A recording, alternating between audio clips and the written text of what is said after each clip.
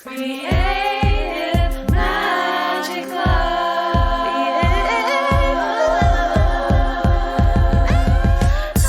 What's up? This is Sarah Mack and welcome to Creative Magic Club. Together, we'll discover inspirational stories of creative entrepreneurs living out their dreams, doing the work they are most passionate about, and building wealth in magical and fun ways.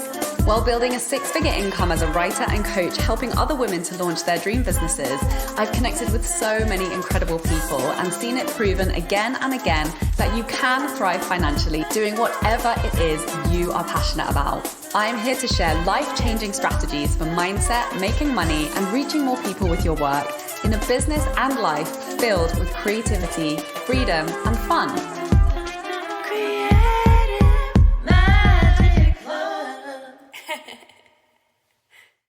Hi everyone, welcome to Creative Magic Club. I'm so excited to introduce my guest for today, Nicole Santer, who is a business alignment and integration mentor. She helps clients to strategically work on their business instead of feeling lost in it. She empowers women to create a life and business on their terms while managing their energy, their happiness, and their fulfillment. Her mission is to help women take back their time and find financial freedom doing work that they genuinely love. Hi, Nicole. Thank you so much for joining us today. Thank you for having me. I'm super excited to be here. Yay. So I would love to kick this conversation off with you telling us a little bit about your story and how you ended up doing the work that you do today. Sure. Well, I like to kind of joke that I fluked into having an online business. I wanted to, kind of take back my control of my health. And so I started working out and found this amazing direct sales company that I love being a part of. And then I got bit with the entrepreneurial bug. And from there, it just kind of like morphed and changed and grew over time. And I love the idea of freedom, doing your own thing, being able to be creative. And it's been 6 years now or so, and haven't really looked back from when I decided to do that. And you're a mum too, which is something that I want to mention because I'm always so in awe of women who are entrepreneurs and mums. Just because it's like a whole other job that's really challenging and always demanding of your time on top of having a business. So I always have so much respect for you when, we're chatting along the way. And I know that, you've got a whole house full of kids that you're looking after on top of everything. Our house full, but yes, we have 2 girls and I have my husband and I actually have a full-time job as well. That's pretty demanding. So I kind of feel like I wear all the hats. But I love it. I wouldn't have it any other way. And so what is it about your journey that you're particularly passionate about talking about? Because, some of the topics that you think are just the most valuable to be sharing with other entrepreneurs who are either on the journey or thinking about stepping into it, particularly around energy management. Yes. So I think what's really heavy on my heart is just the whole idea of burnout and having to hustle. And I think we see it, we're inundated and bombarded. I know we've talked about this a lot around, having the feeling or this need that's so ingrained in us to do more, to hustle, to like push and push and push to hit these goals that we set for ourselves, which is great. Everyone should have amazing goals, but we can get there easily and almost effortlessly. So I do the work that I do because I've had to learn this lesson a couple of times. I was a slow learner with it. It was a practice, but I got to the point where I was burning myself out. I was launching so many different offers. I was changing and pivoting my business time and time and time again. And it was just, like you said, I have so many things with kids and job and a business that it was burning me out. So I pretty much, I worked to the point where I joke that I broke my business, but it was the best thing that ever happened to me because I was able to hit that reset button and realize that, the results and everything that I was working so hard for, it didn't have to be all encompassing. Like the results didn't determine my worthiness as a person. I could do and have a successful business while still taking care of myself and being present as a mom and being with my family. So I think that's just something that we really need to work on reprogramming within the entrepreneurial space specifically.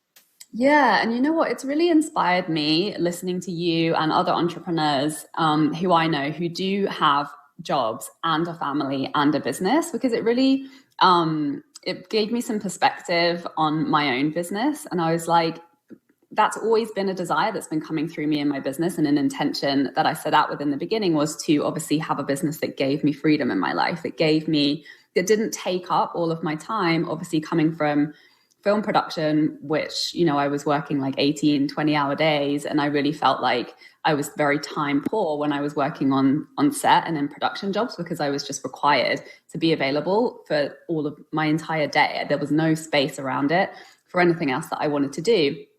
So, and it makes you realize that, we do get to be multi-passionate in life. We don't have to just be a mum, just have a career, or just have a business. There is a way for us to be able to do all of those things. And I think actually giving ourselves permission to have everything and do all of the things that we want and that we enjoy. I mean, obviously it requires for us to shift into a different mindset. It also requires for us to acknowledge that we're capable of it, and that it doesn't have to be hard at the same time.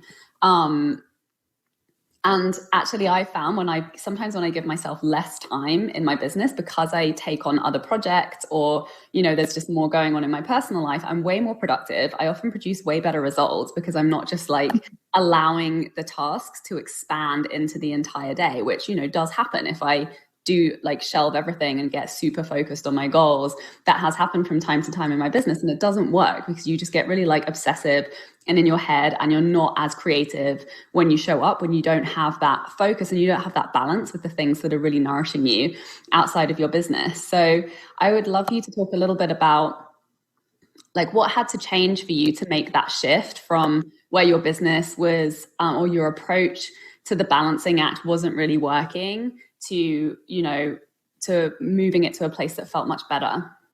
That's a great question. I would say the biggest thing was me just really getting intentional about my self-care. And it almost sounds backwards or wrong, but I had to schedule it in to my life. And when I say my life, not just my job, it was if you look at your 24 hours or 7 days in a week, I had to intentionally block in when I'm going to do a meditation class, when I'm going to do a sound healing, when I'm going to even have a date night with my husband. Like I got very intentional about what was important that I wanted as far as my values and taking care of myself. And then the rest kind of had to work around that. Whereas in the past, I would make everything else in my life fit into my corporate job. There wasn't a lot of flexibility with that. But with my business, it would expand and creep into all areas. And I learned the hard way how to tweak and adjust really the scheduling. So think about what's important to you. Yes, your business can be, but why are you doing the business? It's not because you just want that. You want to have your husband or your partner to celebrate with, and your kids to be able to go on a vacation. So taking care of those things and having those priorities was a big shift for me. Yeah, this is was life-changing. I mean, it comes up again and again and again with like all the entrepreneurs that I talk to, a lot of my clients, and also with myself, is that like, as somebody put it really well the other day, I can't remember who it was. It was like, don't seek your life fulfillment from your business, because your business is your work. It's your way of being of service. It's your way of, creating the abundance for the opportunities that you want to experience in life. But don't, yes, it can be really fulfilling, but don't put all of the pressure for all of your fulfillment on your business. And it's like the same thing with your partner. Like, you don't expect to get all of your life fulfillment from your lover or your partner. That's not their job. They have a piece that they, that they fulfill in your life. So does your business. But it's really important to be consistently nurturing all of the other things that bring you joy, and your relationships, and, your hobbies, and your living, and your adventuring, and of course your health. And I've always seen, whenever, for example, like I've been under financial pressure because of like moving or immigration, or, something out of the blue comes up, suddenly that puts pressure on my business to start producing more money. And it's always in those times that I would get contracted and stressed, and my business would just like, the valve would like close up and just start shrinking, because I was coming from a place of pressure rather than a place of creativity and flow. And then any times when I look back historically, the times where I've been living the most and just doing what I loved and, having adventures, working on my creative projects and being in that creative energy, then that's been the times that my business has flourished, even though I've been like super busy outside of my business. So there's definitely, it's just that energy management piece. And I think, and I've been in the same boat too, where I'm like, must schedule self-care, like must make sure it gets done. And it's crazy how like it can be such a challenge, and we'll just push it off and be like, oh, I just have to finish this thing, or I'm just going to write these emails, and then I've got to do this laundry, and then I've got to cook this food, and I'll just like skip my bath tonight. But like you really do have to make sure that you're taking care of you and your vehicle first, because as soon as that like energy valve starts to close, everything closes up. You contract and you're just unable to receive any of the the fruits of the work that you're putting out. And it's that switching from being, I think, action oriented and thinking that action is the thing that creates the results to, I guess, more like creativity oriented, would you say? Yeah, I like to think of it as aligned action. So you can take a step away from your business and be inspired. You're out for a walk and you get an idea you're reflecting and thinking about something that you've gone through, or looking back at a piece of your journey, a part of your journey, and thinking, oh, I wish I would have known that. I want to help and serve others by sharing this little tidbit. So like unplugging, taking that time away, reconnecting, and like tuning into your own voice, I think, is the biggest thing, instead of like the noise and consuming from others. And yeah, it's one of those things, like you have to almost, like you were saying, you have to stumble, you struggle with it, and then you get back on track. Now I'm at a point where I don't have to schedule in my self-care. It's just part of my practice. But I have to check in and be aware, like, oh, how am I feeling today? What do I need right now? Am I on track with this, or am I feeling a little disconnected from my kids? Do we need to have, a phones down movie night, or go to the park, or really, really doing that check-in to manage your energy, just to maintain it. But hopefully people don't do the burnout part. Right. And it's amazing how I think this is like the number one most important business strategy for anyone stepping into entrepreneurship, especially women who are generally conditioned to be like caring and nurturing and giving and putting everybody else before themselves. And I remember one of the first business coaches that I worked with, she would talk a lot about like exactly what you said, checking in and being like, where are the other areas of my life that are calling for my attention? And actually, I'm now remembering even one of the first business courses I took before then, the first module was like, go to the dentist, schedule a checkup with your doctor, clean out your closet, clean out your fridge. And it's really about creating a space where you can receive what it is that you desire.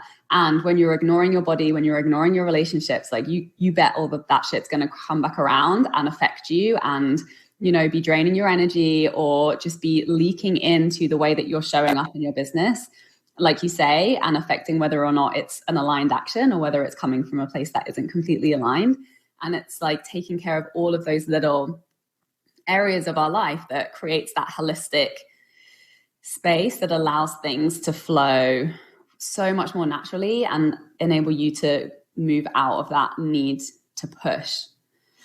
Being able to like lean back into the feminine and like receive and know that you're taken care of and everything's all right. And I think and this is something I struggled with as well, is I put so much of my worthiness as a person, as a human being, on how my business was doing, on the results and what was happening. And so I was looking for that external validation, and whether it's income or comments or likes on a post, whatever it is, we can put that pressure on it. And then, like you said, like the harder we try and squeeze and just push, the less likely we are to get the results that we want. And so it's like this cycle. You're like, I'm just going to do more and more and more, and then hopefully I'll get the result that I'm looking for, but you're just burning yourself out. So it's so counterintuitive, but like hitting that pause button and taking that step back whenever we feel like we're getting into that vicious cycle would be the best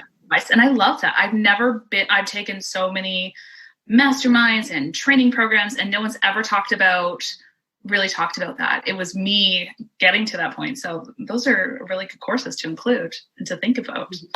Yeah. And it's like the thing just that speaks from experience, right? You don't know it until you've been through it, until you face those challenges. Because a lot of the time, you know, I hear that people are like resistant to doing the mindset work or whatever. I mean, none of my clients, because that's pretty much the main thing that I teach. But so that they know that they're ready for that by the time they come and work with me. But, you know, a lot of the time we'll be like, why do I need to book an appointment with a dentist? I just want to make some sales, you know. But it's through the trying everything and it not working because you're resisting something, you know, wherever it is that you're self-sabotaging, where you're ignoring, or like you haven't, you know, there's some cobwebs that you haven't cleaned up that need to be attended to. Like there's a very good reason usually why we haven't, because we've been resisting it for a reason, because it's particularly uncomfortable for us. And that's why I love how business really is this like this spiritual evolution, because especially when you are your business and you're doing work that's so personal to you and your message is so personal to you, that it's like everything comes through. Like you have to be completely transparent and, you know, really authentic and aligned and in integrity with who you are. Otherwise, it's just not going to work when you're a coach and you're really, you know, your job is to practice what you're preaching and to lead the way for others and to really embody what it is that you're teaching. So it can be challenging at times. And I think that's the main reason why people burn out, is because they're resisting doing the deep work and getting honest with themselves. And which is crazy, because a lot of the time when you make those changes, it's like it just gets so much easier. Right. Yeah. And I almost feel like people make it to be this, they make it harder and scarier and bigger in their head before they actually start doing the work. But if you're guided by somebody who can help you and shine light on things and give you the tools to work through any of those roadblocks or challenges that come up, it feels so good. Like you said, on the other side, like it just feels, it's kind of like, I like to joke about it, like you're watching The Wizard of Oz, right? The first half of the movie is in black and white, and that's what so many people are living when they're in this resistance and fear and hiding back from who they are.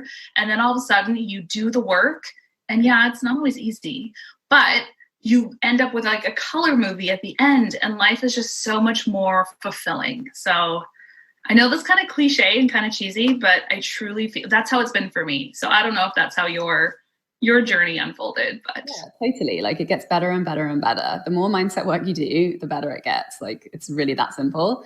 And it's also crazy when you think about it, because it's like all you're being asked to do is take better care of yourself. Like we shouldn't be resisting it that hard. Like just be nice to yourself, you know, like do things that make you feel good. It shouldn't be such a hard sell. So it's funny that we resist it. And I really loved what you shared the other day. There was a post you shared about how you kind of had to have that conversation with your kids about really putting boundaries up for your self-care, because your daughter was like grabbing onto your leg and screaming when you were trying to go to a yoga class. And I was like, oh my God, that sounds really intense. Like I know, you know, like taking a stand for your self-care as a mom must be a whole other conversation. And I really loved what you said about how you know, just had that conversation with her. So just tell me a little bit about that. Like how long did it take you to get to that point where you're like, no, I'm going to take a stand for taking care of myself and figuring out how to navigate that with your kids? So the best thing for me was if I booked in and scheduled something and actually paid to go to the healing or the session, whatever I was going to do, because then I felt like this commitment. Whereas if it's me going to go meditate downstairs, that's easier to blow off. But if it's an actual commitment, I felt that external obligation to show up. So I just did it. And my husband supported me 100%. And yeah, my youngest, it was more in the summertime, but I remember many times she'd be bawling, saying, "Mommy, don't leave," and leg locked onto me. And she got used to me leaving. And so it was just practice over time, I guess. And we sat down and we had a conversation where I promised her that if I was going to a healing session, I would tell her what I learned, or I was doing spiritual development classes at the time as well. And so I would come home and teach her like what I learned with cards or the crystals or whatever we kind of did. So she felt like she was sort of part of it. And it's just a matter of breaking that cycle so that they can be empowered because I have 2 girls, so that they can be empowered when they get older. So it's okay for them to go and take care of themselves because they saw me do it. And I think a lot of times we haven't seen our parents, our mothers or our grandmothers really do that. So we're shifting and breaking that cycle and that pattern. So yeah, now she's really good about it. So that's amazing. I love that. And I love this story also because of what you just shared about how the like paying money and making a commitment made it easier for you to do it. It's just more proof, you know, for anyone out there who is a healer or, you know, offering a type of service, why it makes a difference when you invest. And it does. I've been the same too. And I've really found that, you know, investing and working with people helps me to make that commitment to myself where I have been resisting or where I have struggled in the past. And it's also way more fun. And every time you do it, it comes back to you 10 million times.